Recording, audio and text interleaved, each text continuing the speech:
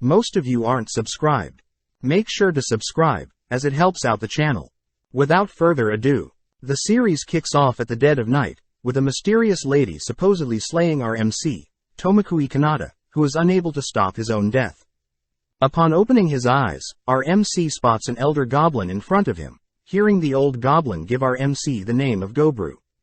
As the elder goblin force feeds Gobru some insects, Gobru falls asleep, waking up the next day, only to spot several other baby goblins around him, helplessly crying. Another day has passed, and Gobru is surprised that goblins mature so fast, heading out towards the sunlight as various other goblins watch. With the fourth day arriving, the elder goblin states that this will be the last meal they will receive, as they will have to hunt for their own food moving forward. As Gobru savors the delicious grubs, Gobru once again heads towards the light, amazed to be in the middle of a forest where mysterious birds fly in the sky, along with the various unknown plants that surround their home. Gobru greets a fellow goblin, Gobkichi, purposely teaming up with one of the more athletic goblins to hunt down their next meal together. As Gobkichi scares a horned rabbit towards Gobru, Gobru manages to knock out the rabbit, but catches Gobkichi trying to eat without him, disciplining Gobkichi. As Gobru extracts the horn from the rabbit, he suddenly hears a voice in his head, brushing the voice aside, as Gobkichi and Gobru finally feast on the rabbit's flesh. With the fifth day arriving, the duo repeat the hunting process, but Gobru manages to make use of the previous rabbit's horn to slay another rabbit. Once again, Gobru hears a strange voice in his head, but once again brushes it aside, feasting on their prey. Just then, Gobru is notified that he has learnt the skill escape, realizing that he has the skill to absorb the traits of anything he eats, just like how he did in his previous life. As the two continue to hunt more food, Gobru notes how none of his skills carried on from his previous life, but is perfectly fine, as there are plenty of monsters in the forest. On day 6, the other goblins learn of Gobkichi and Gobru's success hunting horned rabbits, with Gobmi in particular revealing that a goblin brethren was slain by a horned rabbit the other day. Seeing as Gobmi is so amazed at Gobru's success hunting, Gobru offers Gobmi to join them hunting the next day, earning him a big hug from Gobmi. Sadly, due to it raining, Gobru postpones their next hunt, heading deeper into their cave's storage room to search for weapons. Upon spotting in particular, Gobru heads back outside beginning to craft a weapon, but reveals that he had seen some captured human women inside a storage room, not wanting to think about their reason for being there. Just then, the elder goblin Gobji approaches, telling Gobru that he'll level up pretty fast, revealing that Gobru can see his level by tapping his head. Apparently Gobji is level 86, adding that upon hitting level 100 a goblin can evolve into a hobgoblin, but utters that goblins normally age too quickly to even reach such a feat, as Gobji himself has only been alive for 20 years. As he leaves, he states that a fellow hobgoblin should be returning from a nearby village soon, creepily grinning at what prey the hobgoblin will bring home.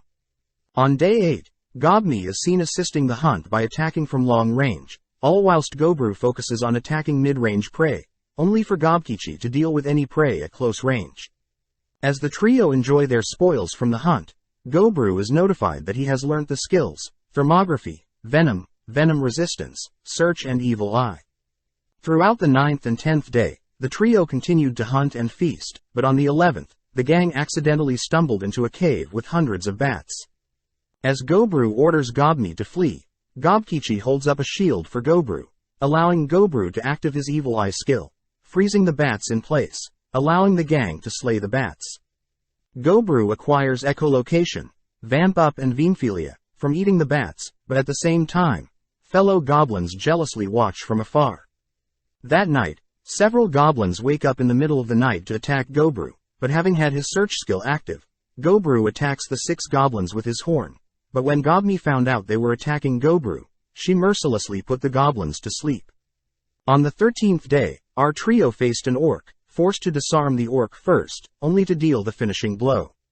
Acquiring libido, orc language, detect analyze from the orc, Gobru reasons he should share his food with the other goblins, noting that he has definitely changed from his previous life, as he would have never helped the weak in his previous life.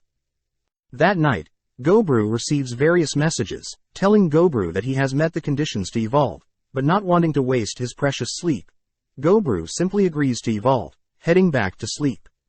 On day 14, Gobru wakes up, shocked to see his new body, but is even more amazed to see that his face resembles his previous life's. Seeing Gobkichi has evolved as well, Gobni is ecstatic for them, impressing Gobji as it has only been a month since they were born. Seeing as both are excited to test out their new bodies, they both agree to a duel, both heading outside to spar.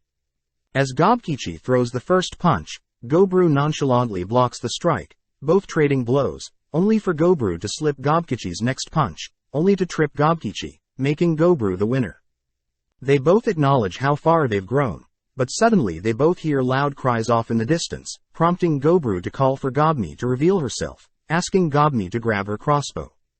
Out on a large field, we see various horned rabbits being devoured by a pack of wolves, even managing to slay an orc flawlessly.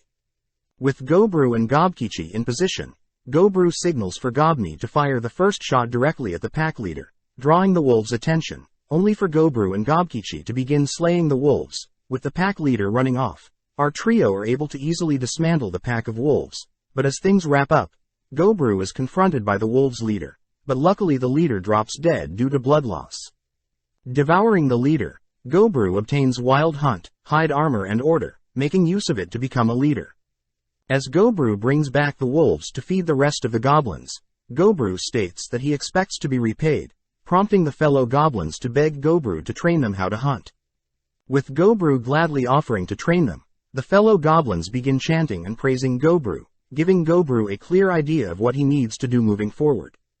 Gobru states that he plans to train his fellow goblins, all whilst devouring more skills himself, but as day 17 arrives, Gobru is seen exhausted with the amount of work he has on his plate. Upon heading back home, Gobru spots Gobni has finally evolved. Check out one of our other videos on the screen or in the info card above. Subscribe, like and comment.